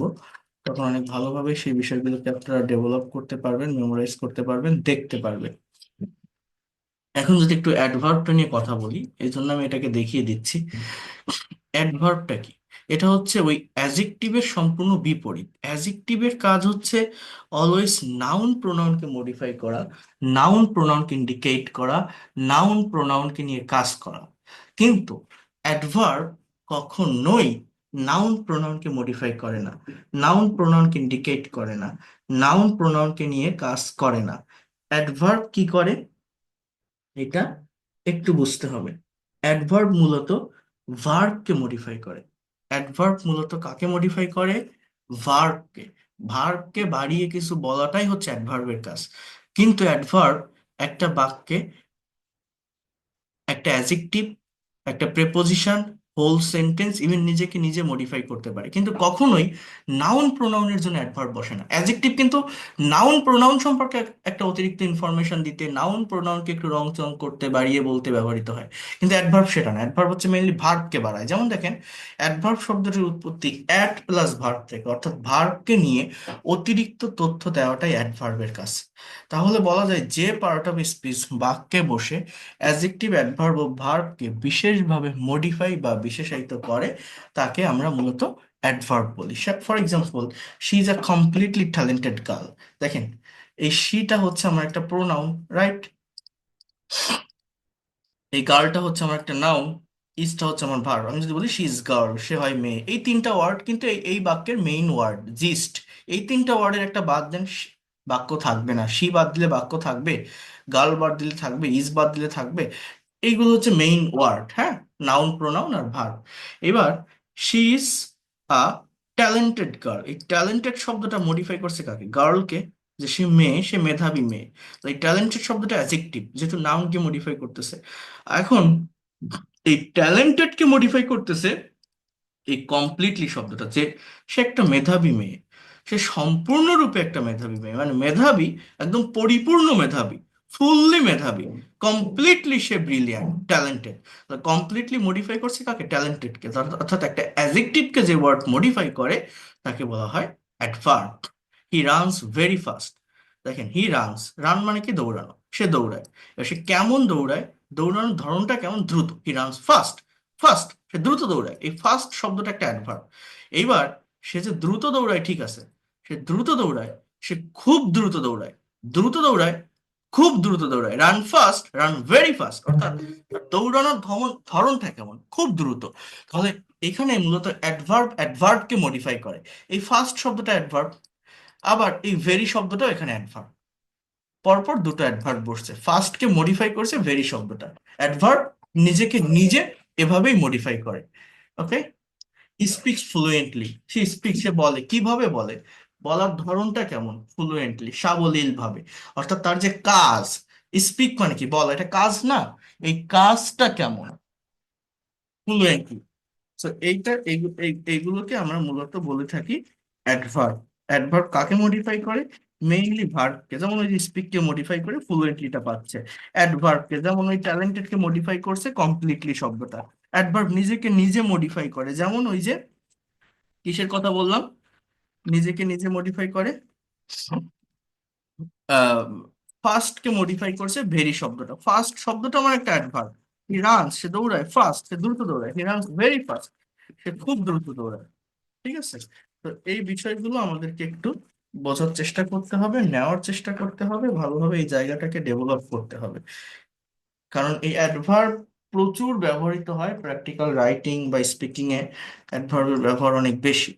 এখন দেখেন, এখানে বলছে যে অ্যাডভার্ব টোটাল 8 প্রকারের মতো অ্যাডভার্ব আছে, বাট মেইনলি অ্যাডভার্ব হচ্ছে 5 প্রকার। যেমন অ্যাডভার্ব অফ প্লেস, যা স্থানকে ইন্ডিকেট করে। অ্যাডভার্ব অফ টাইম, যা সময়কে ইন্ডিকেট করে। আরেকটা হচ্ছে অ্যাডভার্ব অফ ম্যানার, যেটা আমার কাজের ধরনকে বোঝায়, আচরণ, বিহেভিয়ার। এটাকে বলা হয় অ্যাডভার্ব অফ ম্যানার। আরেকটা হচ্ছে অ্যাডভার্ব অফ পারপাস বা রিজন, রিজন, হ্যাঁ, হোয়াই হ্যাপেন, কেন ঘটে। ভার্বকে হোয়াই দ্বারা কোশ্চেন করলে এই অ্যাডভার্ব অফ রিজনটা পাওয়া যায়। আরেকটা হচ্ছে অ্যাডভার্ব অফ ফ্রিকুয়েন্সি বা ডিউরেশন, হাউ অফেন, কতবার হয়, হাউ অফেন, কতবার এই জিনিসটা ঘটে থাকে বা হয়ে থাকে, এটাকে বলা হয় অ্যাডভার্ব অফ রিজন, ফ্রিকোয়েন্সি বা ডিউরেশন। এই বিষয়গুলো একটু বোঝার চেষ্টা করেন। এই 5 প্রকারের ভিতর সব থেকে ইম্পর্টেন্ট হচ্ছে 3 প্রকার। সেটা হচ্ছে ম্যানার, ম্যানার, প্লেস এবং টাইম। এই যে 5 প্রকার অ্যাডভার্বের কথা বলছি, এই 5 প্রকার অ্যাডভার্বের ভিতরে সব থেকে বেশি ইম্পর্ট্যান্ট তিন প্রকার অ্যাডভার্ব হচ্ছে আমাদের: ম্যানার, প্লেস আর টাইম। এই তিনটা খুব বেশি করে মনে রাখা দরকার বা মনে রাখতে হয়। এখন এই অ্যাডভার্ব অফ ম্যানারটা কি? যে অ্যাডভার্ব কোনো ভার্বের কাজ কিভাবে বা কোন পদ্ধতিতে সম্পন্ন হবে এটি বোঝায়, তাকেই মূলত আমরা অ্যাডভার্ব অফ ম্যানার বলে থাকি। কাকে বলি? কিভাবে বা কোন পদ্ধতিতে কোন একটা কাজ সম্পন্ন হবে, এটাকে আমরা অ্যাডভার্ব অফ ম্যানার বলি। অর্থাৎ হাউ দ্বারা কোশ্চেন করলে, কাকে জানেন? ভার্বকে। কোনো বাক্যের ভার্বকে আপনি যদি হাউ দ্বারা কোশ্চেন করেন, তাহলে এই অ্যাডভার্ব অফ ম্যানারটা পাওয়া যায়। হাউ। আর অ্যাডভার্ব অফ ম্যানার যুক্ত শব্দ চেনার কিছু ওয়ে আছে। সেটা হচ্ছে এলয় যুক্ত শব্দ। যত মোস্ট অফ দ্য এলয় যুক্ত শব্দ মূলত অ্যাডভার্ব অফ ম্যানার হয়ে থাকে। এলয় যুক্ত শব্দ অ্যাডভার্ব অফ ম্যানার কিভাবে হয়? যেমন মনে করেন, আহ আমি যদি এরকম বলি, সেটা হচ্ছে, কি বলতে পারি, এখানে একটা রুলস আছে। সেটা হচ্ছে নাউনের সাথে এলয় হলে অ্যাজেক্টিভ হয়, আর অ্যাজেক্টিভের সাথে এলয় হলে অ্যাডভার্ব হয়। তো মোস্ট অফ দ্য এলয় যুক্ত শব্দ ওই অ্যাজেক্টিভের সাথেই হয়ে থাকে, মানে অ্যাডভার্ব হয়ে থাকে। যেমন ফ্রেন্ড, এই ফ্রেন্ড শব্দটা কি? একটা নাউন। আমি যদি বলি হি ইজ ভেরি ফ্রেন্ডলি, সে খুবই বন্ধুত্ব সুলভ, খুবই ফ্রেন্ডলি বিহেভের একজন পার্সন বা মানুষ। তো এই জায়গাটাতে এই ফ্রেন্ডলি কথাটা কিন্তু আমার মূলত অ্যাজেক্টিভ। কিন্তু আমি যদি বলি বিউটিফুল, এটা একটা অ্যাজেক্টিভ। এবার আমি যদি বিউটিফুলি, এটা আমার একটা adverb. Nicely, bravely, slowly, quick, এটা অ্যাজেক্টিভ। কুইকলি, এটা adverb. Badly, carelessly, closely, delightfully, easily, safely, simply, those are adverb of manner. Wisely, urgently, wrongly, এগুলো সবই কি অ্যাডভার্ব অফ ম্যানার। এখন দেখেন, কিছু ব্যতিক্রম আছে, যেমন এই যে ফাস্ট, হার্ড, ওয়েল, অর্থাৎ এলয় নেই, বাট এগুলো adverb of manner. Adverb of টাইমটা কি? যে অ্যাডভার্ব কোনো ভার্বের কাজ সম্পন্ন হওয়ার টাইম বা সময়কে ইন্ডিকেট করে, সময়কে নির্দেশ করে, তাকে অ্যাডভার্ব অফ টাইম বলে। সাধারণত ওয়েন, অর্থাৎ কখন দ্বারা প্রশ্নের জবাবে যে উত্তর পাওয়া যায়, তাকে আমরা অ্যাডভার্ব অফ টাইম বলে থাকি। যেমন একটা সময়কে ইন্ডিকেট করবে: after, afterwards, ago, already, before, daily, early, late, lately, now, presently, seldom, today, yesterday. Those are adverb of time, একটা টাইম বা সময়কে ইন্ডিকেট করে। অ্যাডভার্ব অফ প্লেসটা কি? অ্যাডভার্ব অফ প্লেস হচ্ছে যে অ্যাডভার্ব কোনো ভার্বের কাজ সম্পন্ন হওয়ার প্লেস বা স্থানকে ইন্ডিকেট করে। যেমন ওয়ার, অর্থাৎ কোথায় দ্বারা প্রশ্নের জবাবে যে অ্যাডভার্ব পাওয়া যায়, তাকেই অ্যাডভার্ব অফ প্লেস বলে। যেমন অ্যাব্রোড, অর্থাৎ একটা জায়গাকে ইন্ডিকেট করবে। Ahead, away, far, hence, here, near, hither, thither, মানে এদিকে ওদিকে। হ্যাঁ, inland, locally, nearby, just একটা প্লেসকে ইন্ডিকেট করে। এটাকে ম্যানার বলে। এবং এই অ্যাডভার্ব গুলো একটা নির্দিষ্ট অর্ডার মেনটেন করে। সেটা হচ্ছে ম্যানার, প্লেস, টাইম। অর্থাৎ আগে ম্যানার বসাতে হয়, তারপর প্লেস, তারপর টাইম, তাহলে গ্রামারটা ঠিক থাকে। যেমন আমি যদি বলি he reads his lesson at 10 AM in his room carefully. তো এখানে আগে টাইম আছে, তারপরে প্লেস আছে, তারপরে ম্যানার আছে। আগে টাইম, তারপরে প্লেস, তারপরে ম্যানার। কিন্তু দেখেন, আমি যদি এরকম বলি he reads his lesson carefully in his room at 10 PM, এইটা কিন্তু অর্ডারটা মেনটেন করতেছে যে ম্যানার, দেন প্লেস, দেন টাইম। তো এখানে সেটাই বলছে যে এই এই অর্ডারটা যদি মেনটেন করতে পারেন, একটা সেন্টেন্স যদি একের অধিক অ্যাডভার্ব থাকে, তাহলে এটা মেনটেন করতে হয়। এটা মেনটেন করতে পারলে সেটা বেশি বেটার হয়, বেশি ভালো হয়। এখন আমি আপনাদেরকে একটু কোথায় নিয়ে যাব, আমি আপনাদেরকে একটু প্র্যাকটিক্যাল জায়গাটা নিয়ে কথা বলি, একটু দেখাই। এটা শুধু শুধু পড়াই গেলে তো হবে না, প্র্যাকটিক্যাল জায়গাটা দেখতে হবে। এই দেখেন, অ্যাডভার্ব মেইনলি 8 প্রকার। এই যে manner, time, place, frequency, degree, reason, order, assertion or negation. এটাও এখানে লেখা আছে, অ্যাডভার্ব অফ নেগেশনটা কি। আচ্ছা, তো আমি যদি একটু প্র্যাকটিক্যাল জায়গাটা নিয়ে বলি, আমাদের যেটা প্রয়োজন ব্যবহারিক লাইফে, প্র্যাকটিক্যাল লাইফে যেটা দরকার সেটা নিয়ে আমাদের কাজ করতে হবে, এগোতে হবে। তো কোথায় যাব? যারা আমার ফ্রি ক্লাসগুলো করেছিলেন আপনাদের মনে থাকার কথা, আমি একটা পার্টিকুলার রুলস বা স্ট্রাকচারের কথা আপনাদের সঙ্গে বলেছিলাম। সেটা হচ্ছে যে for making any kinds of English sentences we have to maintain a particular structure. That is, first of all, we need a subject. In the place of subject, we have to use noun or pronoun. এটা আপনাদেরকে বলছিলাম।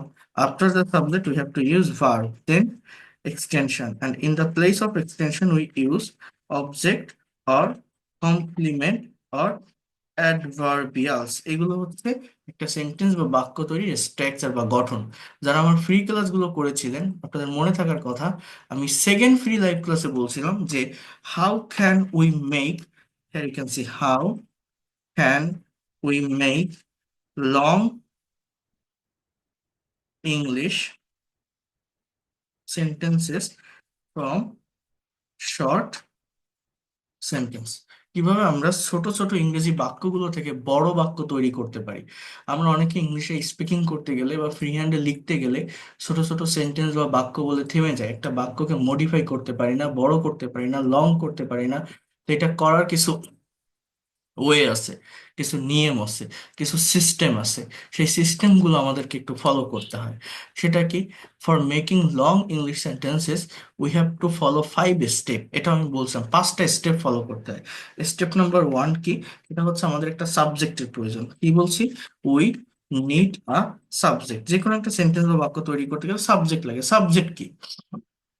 একটা কথা যখন বলা হবে, একটা কাজ যখন করা হবে, কেউ তো একজন করবে, কেউ তো একজন বলবে। একটা বাক্যের সাবজেক্ট হতে পারে আই, অথবা উই, অথবা ইউ, অথবা হি, অথবা সি, অথবা রহিম, অথবা করিম। এগুলোই তো হয়, তাই না? এই সাবজেক্টের পরে একটা কমপ্লিট সেন্টেন্স তৈরি করার জন্য আমাদের ভার্বের ব্যবহার করতে হবে। So verb is the heartbeat of sentence. After the subject we use verb. So we need a verb. You know that verb denotes being, having, or doing something. Verb is the most important part of speech in English language. So we need a verb. Verb কি? করা, হওয়া, থাকা, খাওয়া, অর্থাৎ কাজ করা বোঝায় যে ওয়ার্ড গুলো, যেমন এই ড্র মানে আঁকা, ড্রাইভ মানে চালানো, ইট মানে খাওয়া, ডু মানে করা, প্লে মানে খেলা। হ্যাঁ, এগুলো সব ভার্ব না? প্লে মানে খেলা, ইনভাইট মানে নিমন্ত্রণ করা, গিফট মানে দেওয়া, টেক মানে নেওয়া। এগুলো আমাদের তো সবই ভার্ব, তাই না? এগুলো সবই ভার্ব। বাই মানে কেনা। হ্যাঁ, এইভাবে আমাদের সাবজেক্টের পরে একটা কমপ্লিট ইংলিশ সেন্টেন্স তৈরি করার জন্য ভার্বের ব্যবহার করতে হয়। এই সাবজেক্ট আর ভার্ব বসানোর পর স্টেপ নাম্বার 3, সেটা হচ্ছে আমাদের অবজেক্টের প্রয়োজন হয়। এখন আমরা অবজেক্ট অনেকে বের করতে পারি না। অবজেক্ট কিভাবে বের করতে হয়? ভার্বকে কি বা কাকে দ্বারা প্রশ্ন করলে অবজেক্ট পাওয়া যায়। অবজেক্ট দুই প্রকার, ডাইরেক্ট আর ইনডাইরেক্ট। বস্তুবাচক অবজেক্টকে ডাইরেক্ট অবজেক্ট বলে, যেটা হট দিয়ে কোশ্চেন করে পাওয়া যায়। আর যেটা হুম দিয়ে কোশ্চেন করে পাওয়া যায় সেটাকে ব্যক্তিবাচক বা ইনডাইরেক্ট অবজেক্ট বলা হয়। যেমন 3 নম্বর আমি যদি বলি, দেখেন, আহ এইভাবে লিখি, আজটা, কি বলছিলাম? Question to the verb with hot and whom। ভার্বকে প্রশ্ন করো হট এবং হুম দিয়ে। কেন? ফর গেটিং অবজেক্ট, অবজেক্ট পাওয়ার জন্য। স্টেপ নাম্বার 4, এগেইন এই সেন্টেন্সটা বড় করতে গেলে again ask the question to the verb with how, where, when and why. ভার্বকে আবারও কোশ্চেন করো এই ওয়ার্ড গুলো দ্বারা, how, where, when, why. Then সেন্টেন্সটা বড় হতে থাকে। Then step number 5, provide the answer. It's nothing, just simple একটা things. So provide the answer. এই যে 5টা বিষয় আমি লিখলাম, 5টা স্টেপ আমি লিখলাম, যেগুলো ফলো করে লং সেন্টেন্স তৈরি করা যায় বলছি। এটা আমি করেও দেখিয়েছিলাম। যেমন আমি যদি বলি, একটা বাক্য যদি তৈরি করি যে আই, একটা সাবজেক্ট নিলাম আই, এবার আমি একটা ভার্ব নিব, ফর এক্সাম্পল ইট। ইট মানে কি? আমরা জানি খাওয়া। আই ইট, আমি খাই। সাবজেক্ট ভার্ব শেষ, অবজেক্ট কিভাবে নিব, ইটকে প্রশ্ন করেন কি খান আপনি। সো সাবজেক্টের ভার্ব বসাতে পারলে অবজেক্ট অটোমেটিক্যালি চলে আসে, আই ইট রাইস। দেখেন আমরা কিন্তু অ্যাজ ইউজুয়াল এই ধরনের সেন্টেন্স তৈরি করতে অভ্যস্ত, আমরা এখানে ফুল স্টপ বসাই, আমরা এইভাবে প্র্যাকটিস করি যখন স্পিকিং শিখি বা অন্য কিছু। I eat rice, I don't eat rice, do I eat rice, don't I eat rice. আমি যদি বলি হি প্লে, সে খেলে, কি খেলে, হি plays football, he plays cricket, just এখানে আমাদের সেন্টেন্স শেষ। সাবজেক্ট আছে, ভার্ব আছে, অবজেক্ট আছে, এটা একটা complete sentence.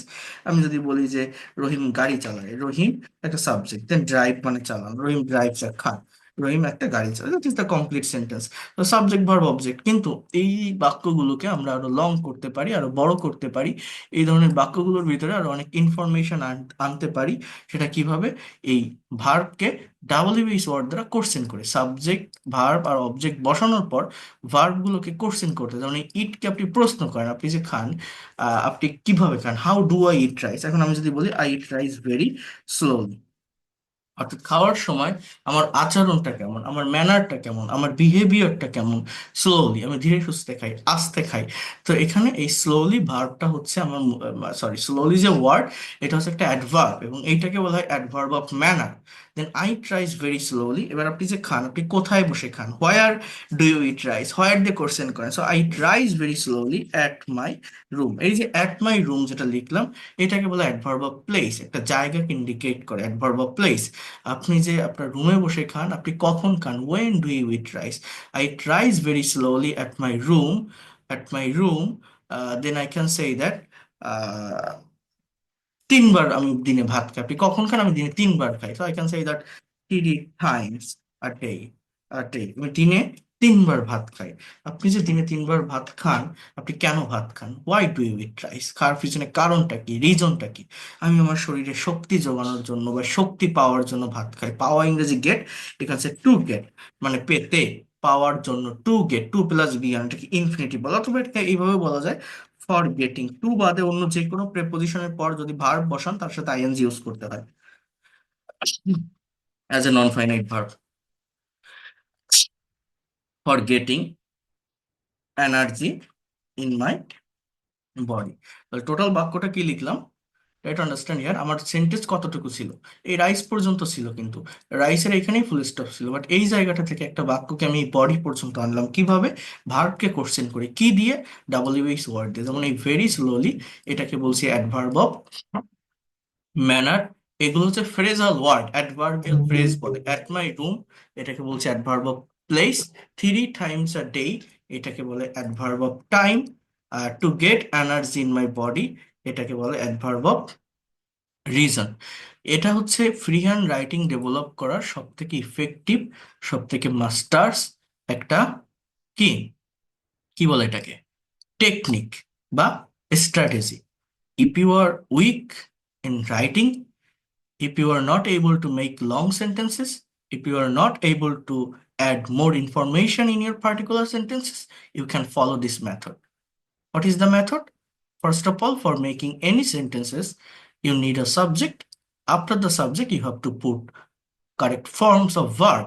Then you will get object automatically. Or for getting object, you have to ask the question to the verb with what and whom. Then you will get the object. After getting the object, it will be a complete sentence. But how can you how can you add extra information in your complete sentence? Just again ask the question to the verb with how, where, when, why, how often, etc. These are all WH word, and these will be adverbial phrase. It can be adverb of manner, adverb of place, adverb of reason, adverb of time, adverb of frequency or duration. So he plays football, say football খেলে, when, uh, how does he play football? So I can say that he plays football very politely. সে খুবই ভদ্রতার সাথে football খেলে, football খেলার সময় সে খেলার মাঠে foul করে না, মারামারি করে না। সো সেন্টেন্সটা একটু বড় হলো, কতদূর ছিল, ফুটবল পর্যন্ত। ভেরি পলাইটলি, এটা কি, অ্যাডভার্ব অফ ম্যানার। সে যে পলাইটলি খেলে, ঠিক আছে, কোথায় খেলে, where does he plays football very politely on the field, সে মাঠে ফুটবল খেলে। সে যে মাঠে ফুটবল খেলে, সেটাও ঠিক আছে, কখন খেলে, বিকাল বেলায় খেলেছে, ইন দ্য আফটারনুন। সে বিকাল বেলায় ফুটবল খেলে। সে যে বিকালে ফুটবল খেলে, সে কেন ফুটবল খেলে? সে তার শরীরটাকে ফিট রাখার জন্য বা শারীরিক ব্যায়াম করার জন্য খেলে। জাস্ট ডু মানে করা, আমি যদি টু ডু, টু ডু মানে করতে, বা ফর ডুইং মানে করার জন্য। টু প্লাস বিয়ন, অথবা আপনি ইউজ করতে পারেন ফর প্লাস ভার্বের সঙ্গে ING, for doing physical exercise, physical exercise. তো এইভাবে যে কোনো শর্ট সেন্টেন্সকে লং সেন্টেন্সে পরিণত করা যায় অ্যাডভার্বের ব্যবহার শেখার মাধ্যমে। এই very politely, adverb of manner, on the field এটা হচ্ছে adverb of place, in the afternoon এটা হচ্ছে adverb of time, to do আর ফর ডুইং ফিজিক্যাল এক্সারসাইজ এটা হচ্ছে adverb of reason. Adverb of reason, হয় হ্যাপেন কেন ঘটে। আমার বাক্যটা কতটুকু ছিল ফুটবল পর্যন্ত, বাট একটা সিম্পল সেন্টেন্সকে একটা পার্টিকুলার সেন্টেন্সের ভিতর এত বড় ইনফরমেশন, এত বেশি ইনফরমেশন অ্যাড করা যায় শুধুমাত্র ভার্বকে ডাবল বেস ওয়ার্ড দ্বারা কোশ্চেন করে, অ্যাডভার্বিয়াল ফ্রেজ এনে। এটাই হচ্ছে মূলত অ্যাডভার্বের ব্যবহার। এরপর হচ্ছে রহিম ড্রাইভস এ কার। রহিম একটা গাড়ি চালায়। কিভাবে চালায়? আমি যদি বলি Rahim drives a car very carefully, carefully. So that is called adverb of manner, অর্থাৎ গাড়ি চালানোর সময় তার বিহেভিয়ারটা কেমন, তার আচরণটা কেমন, সে কেয়ারফুলি চালায়, অ্যাডভার্ব অফ ম্যানার। সে যে কেয়ারফুলি গাড়ি চালায়, সে কোথায় গাড়ি চালায়? Where, on the busy road, I can say that, on the busy road. এইটা হচ্ছে আমার অ্যাডভার্ব অফ কি, প্লেস, অ্যাডভার্ব অফ প্লেস। সে যে বিজি রোডে কেয়ারফুলি গাড়ি চালায়, সে কখন গাড়ি চালায়? আমি যদি বলি সে সন্ধ্যাবেলায় গাড়ি চালায়, ইন দা ইভিনিং। এটা ডাবল ইউএস ওয়ার্ড দিয়ে কোশ্চেন করে আপনার যে ধরনের অর্থ আসবে, যে ধরনের মিনিং আসবে, just সেইভাবে ইউজ করবেন, হয়ে যাবে। কঠিন জিনিস না। ইন দ্য ইভিনিং, সে যে গাড়ি চালায় সন্ধ্যাবেলায় ব্যস্ত রাস্তায় সতর্কতার সাথে কেয়ারফুলি, কেন চালায়? হয়, রিজনটা কি? Why does he drive a car? টাকা আয় করার জন্য, টু আর্ন মানি। আর you can say that, to earn এর পরিবর্তে বলতে পারেন ফর আর্নিং মানি। সো এইভাবে অ্যাডভার্বের ব্যবহার করে যে কোনো শর্ট সেন্টেন্সকে লং সেন্টেন্সে পরিণত করা যায়। Very politely, adverb of manner, on busy road, adverb of place, in the evening, adverb of time, to earn or for earning money এটা হচ্ছে মূলত অ্যাডভার্ব অফ রিজন, হয় হ্যাপেন কেন ঘটে। সো এইটাই হচ্ছে মূলত অ্যাডভার্বের ব্যবহার। এই বিষয়টা বা এই প্র্যাকটিক্যাল জায়গাটাকে ডেভেলপ করার জন্য, এটা তৈরি করার জন্যই মূলত এই অ্যাডভার্বের চ্যাপ্টারটা আমাদের পড়তে হয়, শিখতে হয় বা শেখা লাগে। এটা আমি একটু আপনাদেরকে কপি করে পাঠিয়ে দিচ্ছি। আপনারা কি করবেন, এখানে আরো কিছু সাবজেক্ট বা ভার্ব আছে, অনেক ভার্ব আছে, invite, give, take, buy, draw, এই ভার্বগুলো নিয়ে একটা সাবজেক্ট বসাবেন, একটা ভার্ব বসাবেন। বসানোর পর ওই প্রথমে হোয়াট এবং হুম দিয়ে কোশ্চেন করেন, অর্থাৎ অবজেক্ট পাওয়ার জন্য। তারপরে ওইটাকে আবার কোশ্চেন করেন হাউ, হোয়ার, হোয়েন, হয়। চেষ্টা করে দেখবেন যে নিজেরা দুই তিনটা সেন্টেন্স তৈরি করতে পারেন কিনা, অ্যাটলিস্ট 4 থেকে 5টা সেন্টেন্স করে আনার চেষ্টা করেন। আমাকে হোয়াটসঅ্যাপে দিয়ে ইনবক্সে, আমি দেখবো, দেখে যদি ভুল হয় সংশোধন করে দিব। বাট আমি এগুলো পাঠিয়ে দিলাম, এই যেটা লিখছি এখন আপনাদের হোয়াটসঅ্যাপে এখনই পাঠিয়ে দিয়েছি। নিজেরা একটু করে দেখবেন যেটা পারেন কিনা। কি করবেন, অ্যাডভার্বের ব্যবহার করে আমরা শর্ট সেন্টেন্সকে লং সেন্টেন্সে পরিণত করব, একটা সেন্টেন্স বা বাক্যের ভিতরে এক্সট্রা ইনফরমেশন নিয়ে আসব। বুঝতে পারছেন? ক্লিয়ার কথাটা কি বললাম? হুম। ডেটা জি স্যার। তাহলে এটা আপনারা একটু করার চেষ্টা করবেন।